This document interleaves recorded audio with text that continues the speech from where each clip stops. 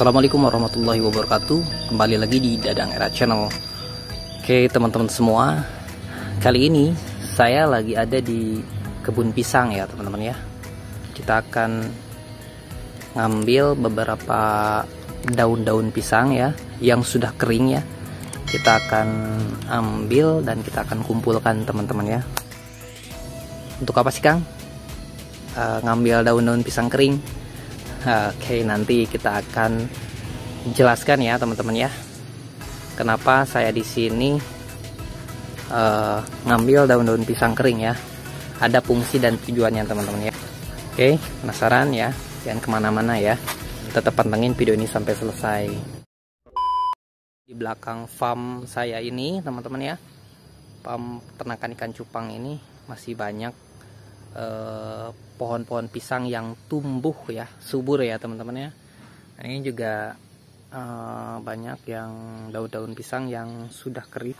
Nah, kita akan manfaatkan teman-teman ya untuk daun pisang kering ini sebagai untuk perawatan ikan-ikan cupang ya teman-teman. Kita akan pergunakan karena banyak sekali teman-teman ya manfaat dari daun pisang kering, terutama untuk kebutuhan ya breeding ikan cupang ya. Jadi daun pisang yang kering itu seperti ini teman-teman ya. Jadi kita ambil daun pisang yang benar-benar kering ya.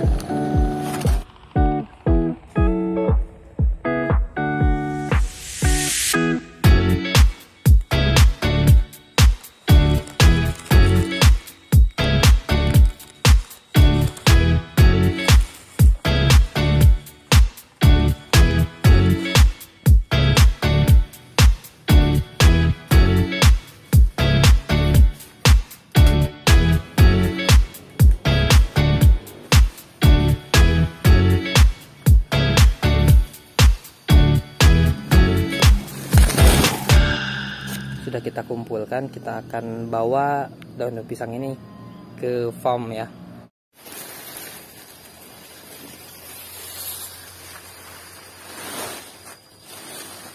Perlu kita ketahui bahwasannya si daun pisang kering ini teman-teman ya, dia mempunyai banyak manfaat teman-teman ya untuk burayak-burayak ikan cupang. Berbicara tentang manfaat daun pisang ini, nah, di sini di video kali ini akan sedikit menjelaskan ya tentang fungsi dan manfaat daun pisang ini untuk ikan.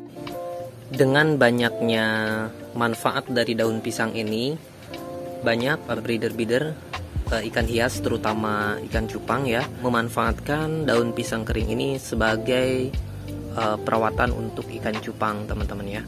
Fungsi dari daun pisang kering ini di antaranya adalah menurunkan tingkat stres pada ikan, bisa mencerahkan warna, dan daun pisang ini juga mengandung antioksidan ya. Dia mampu mencegah sekaligus mengobati penyakit-penyakit yang menyerang tubuh ikan teman-teman ya. Untuk itu daun pisang ini sangat bermanfaat ya, terutama untuk masalah breeding ikan cupang teman-teman ya. Dan manfaat penting lainnya adalah daun pisang kering ini bisa sebagai suplai makanan ya terhadap burayak-burayak ikan cupang. Kok bisa Kang daun pisang kering ini bisa sebagai makanan untuk ikan burayak-burayak ikan cupang? Tentunya tidak langsung dimakan ya, tetapi daun pisang ini dia bisa menghasilkan sejenis senyawa mikroorganisme teman-teman ya. Dia bisa menghasilkan infusoria teman-teman ya. Ketika nanti si daun pisang ini dimasukkan ke dalam air ya, terutama kolam-kolam saat breedingan. Nah, infusoria ini nantinya sebagai pakan hidup ya, pakan hidup alami untuk burayak-burayak ya. Oke, sudah paham ya? Jadi fungsi utama dan fungsi pentingnya itu ya untuk masalah breeding ya, terutama breeding ikan cupang ya. Jadi daun pisang ini dimanfaatkan untuk perawatan sekaligus nantinya bisa menghasilkan infusoria untuk suplai makanan ya, pakan hidup untuk burayak. Jadi untuk kelangsungan hidup burayak itu akan jauh lebih banyak teman-teman. Potensi hidup burayak itu akan lebih banyak. Infusoria itu seperti apa Kang? Oke teman-teman ya. Nah ini teman-teman ya, saya akan perlihatkan ya bentuk dari infusorianya itu seperti apa. Ini akan kita perbesar ya.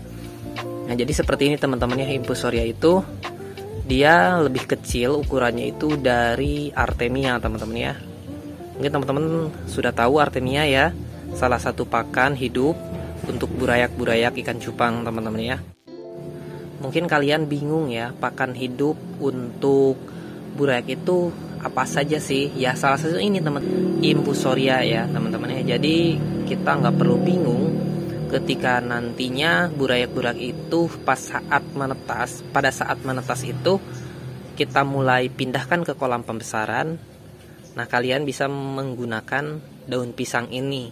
Daun pisang ini nantinya menghasilkan infusoria ya, sebagai pakan burayak ya. Jadi untuk kelangsungan hidup burayak itu, untuk hidup burayak itu dia akan lebih banyak ya, karena suplai makanan tersedia ya. Otomatis burayak itu ketika suplai makanan sudah tersedia, imbasnya si hidup burayak itu akan jauh lebih banyak teman-teman ya, bertahan hidup. Oke, di sini apakah sudah mengerti teman-teman ya? Semua bisa dapat mengerti ya. Di sana saya lagi proses breeding ikan cupang dan burayak-burayaknya udah menetas teman-teman ya. Nah ini kita akan pakai daun pisang kering ini sebagai persiapan ya, persiapan nantinya burayak itu kita akan pindahkan ke kolam pembesaran. Nah untuk itu waktu yang tepatnya untuk mempergunakan daun pisang kering ini saat burayak mulai menetas teman-teman ya.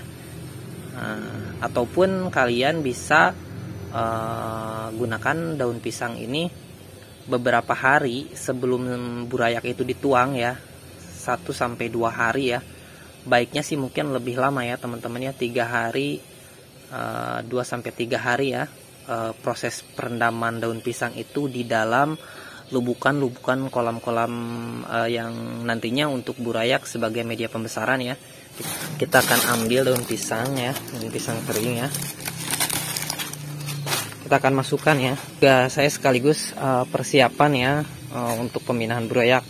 Jadi kolamnya kita persiapkan terlebih dahulu teman-teman. Nah ini kolam-kolam yang sudah kita siapkan airnya dan sudah kita endapkan. Nah ini daun pisangnya kita masukkan teman-teman ya ke dalam kolam ini teman-teman. Caranya cukup simpel. Kalian hanya masukkan daun pisang ini, pastikan dia posisi terendam teman-teman ya.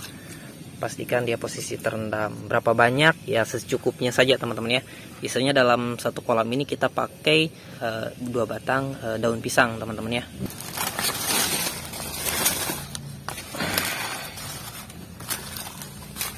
Ya, jadi cukup seperti ini teman-teman. Cukup seperti ini. Ini juga udah daun pisang yang udah kita masukkan dari beberapa hari sebelumnya teman-teman. Nah dan airnya juga udah mulai mengkuning ya. Hampir sama sih jataninnya itu dia seperti daun ketapang ya. Efek ke airnya juga dia akan mengkuning ya teman-teman, jadi agak kecoklatan. Ini juga ada udah beberapa kolam yang sudah kita masukkan daun pisang. Ya mungkin untuk siang hari ini kita nggak bisa lihat ya pergerakan infusoria itu seperti apa. Harus kita pengecekannya itu saat malam hari teman-teman ya. Saat malam hari baru kita pakai flash, pakai senter ya. Kita zoom in. Nah baru infusoria itu bisa kelihatan teman-teman, pergerakan infusorianya itu ya. Biasanya 2-3 hari ya dia udah tumbuh teman-teman, sudah ada ya. Apalagi untuk sampai didiamkan selama 1 minggu itu luar biasa, dia akan sangat banyak ya pertumbuhan infusorianya ya. Jadi inilah teman-teman ya. Oke, jadi seperti itu. Biarkan teman-teman ya, kita biarkan sampai yang daun pisang yang baru kita masukkan ke dalam kolam ini kita biarkan ya untuk beberapa hari ke depan ya, sampai benar-benar memastikan si infusorianya itu dia tumbuh teman-teman ya dan berkembang. Oke, sambil kita biarkan daun pisang itu di kolam ya, kita akan tengok teman-teman ya, kita akan menengok indukan-indukan cupang ya, atau breedingan ikan cupang ya yang sudah menetas ya. Ini udah menetas sudah menetas tuh ya, udah banyak ya tuh di bawah-bawah itu. Nah, ini usia penetasannya baru 1 hari teman-teman ya. Masih berada di lokasi-lokasi buih ya ataupun gelembung, jadi belum menyebar secara merata. Nantinya ketika udah dia menyebar secara merata dan berenang normal, nah itu teman-teman ya, baru kita akan masukkan ya ke kolam-kolam pembesaran yang ada di sana.